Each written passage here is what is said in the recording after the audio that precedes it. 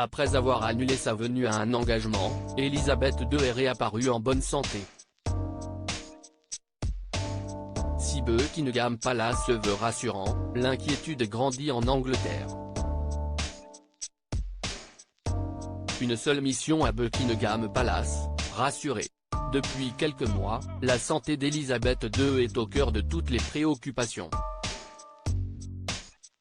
Après avoir été aperçue à plusieurs reprises avec une canne, Sa Majesté a été contaminée par le Covid. Diminuée, elle n'a pas eu d'autre choix que d'annuler sa venue à un service où elle s'est fait remplacer par le prince Charles. Mais en Angleterre, l'entourage de la monarque se veut rassurant. Ce mardi 15 mars d'ailleurs, le compte Instagram officiel de la famille royale a publié un cliché d'Elisabeth II, tout sourire et bien portante. Cet après-midi, la reine a accueilli la gouverneure générale du Canada, son Excellence la très honorable Marie-Simon, et M. Fraser, pour le thé au château de Windsor, ont-ils expliqué. Une photo symbolique, qui montre que Sa Majesté est en bonne santé.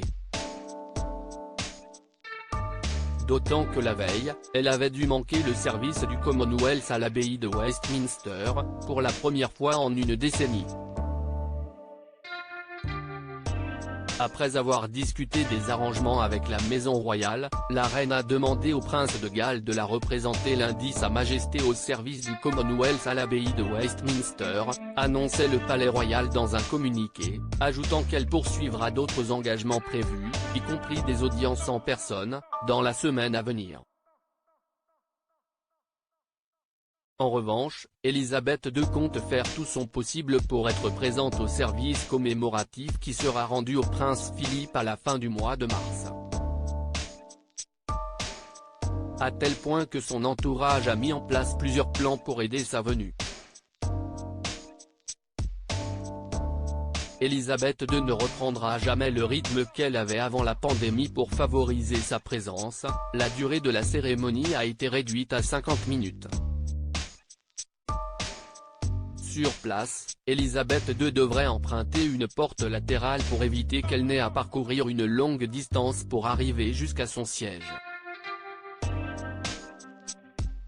Mais outre-Manche, l'inquiétude grandit de jour en jour. Le palais va clairement regarder ce qui est prévu et s'engager à faire le moins possible parce que le problème est évidemment lié à la mobilité, a expliqué l'expert royal Joe Little, selon lequel la pandémie l'a ralenti à bien des égards.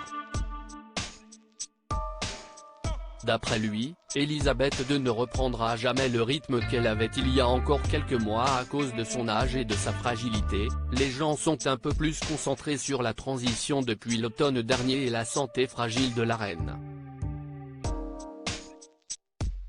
La transition a été planifiée en coulisses depuis plusieurs années.